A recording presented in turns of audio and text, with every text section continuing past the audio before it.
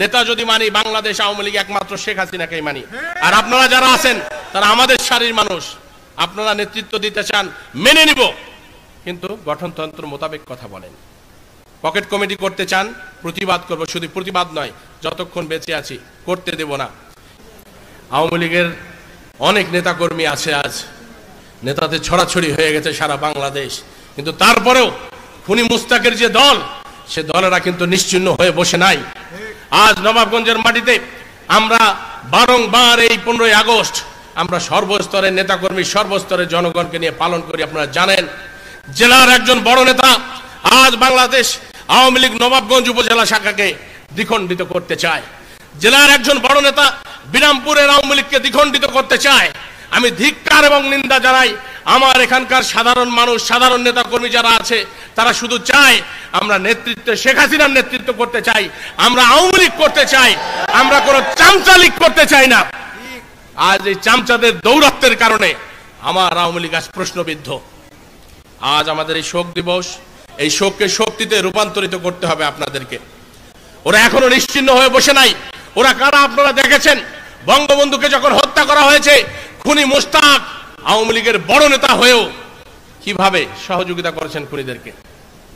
আমাদের সঙ্গেও যারা কাঁধে কাঁধ মিলিয়ে এই সরকারের দানা পানি খায়, এই সরকারের বড় বড় পোস্ট হোল্ড করে থাকে, তারাও কিন্তু এইরকম নীল নকশায় মেতে উঠেছে, যাতে করে ধ্বংস হয়ে যায় আওয়ামী লীগ, নিশ্চিহ্ন হয়ে যায় আওয়ামী লীগ, প্রশ্নবিদ্ধ হয় আওয়ামী লীগ। আজ আওয়ামী লীগের নেতার কাছ থেকে যখন শুনি এমপি সাহেব সম্পর্কে বাজে কথা, এই দুঃখ রাখার আর জায়গা নাই। এটা তো বলার কথা বিএনপি অথবা জামাতের, কিন্তু বিএনপি জামাত তো আর প্রতিপক্ষ হিসেবে আমার চোখে পড়ে না। প্রতিপক্ষ কারা হয়েছে? ওই দালালরা, যাদের জমি নাই, ব্যবসা নাই, যাদের পয়সা নাই, কিছু নাই, অথচ লক্ষ কোটি টাকা খরচ করে তারা বাড়ি নির্মাণ করছেন, অথচ লক্ষ কোটি টাকা দামের গাড়িতে ঘুরে বেড়াচ্ছেন, নিজের নামে সরকারি সম্পত্তি লিজ নিয়ে নিচ্ছেন, একের পর এক দুর্নীতি করছেন। তারপরেও তাদের সেই মজমা চালিয়ে যাচ্ছেন, মানুষকে ভাওতাবাজি কথা শোনাচ্ছেন। তারাই বলে তারাই নাকি সঠিক নেতা। আর আমরা যারা এই যে তৃণমূলে নেতৃত্ব দিতে চাই, আজকের এই মঞ্চ থেকে আমি বলতে চাই, আমি শিবলী সাদিক, নবাবগঞ্জ উপজেলা আওয়ামী লীগের সভাপতি, আমি এমপি। অনেক জায়গায় শুনেছি এমপিরা নাকি পকেট কমিটি করে, কিন্তু আমি চাচ্ছি যে আমার এখানে পকেট কমিটি নয়, ওই তৃণমূলের ওয়ার্ডের প্রেসিডেন্ট সেক্রেটারি নির্বাচিত হবে আমার সাধারণ কাউন্সিলরদের মাধ্যমে, ভোটারদের মাধ্যমে।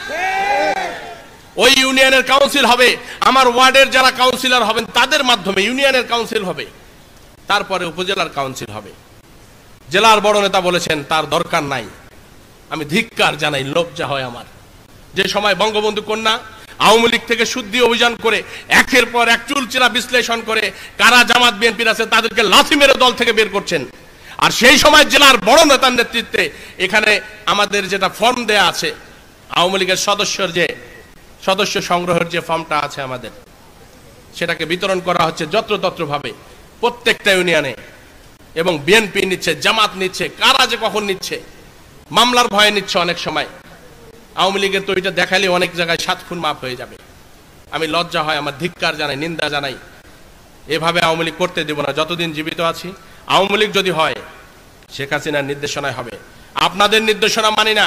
নেতা যদি মানি বাংলাদেশ আওয়ামী লীগ একমাত্র শেখ হাসিনাকেই মানি। আর আপনারা যারা আছেন তারা আমাদের সারির মানুষ। আপনারা নেতৃত্ব দিতে চান, মেনে নিব, কিন্তু গঠনতন্ত্র মোতাবেক কথা বলেন।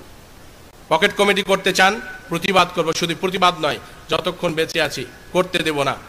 এখানে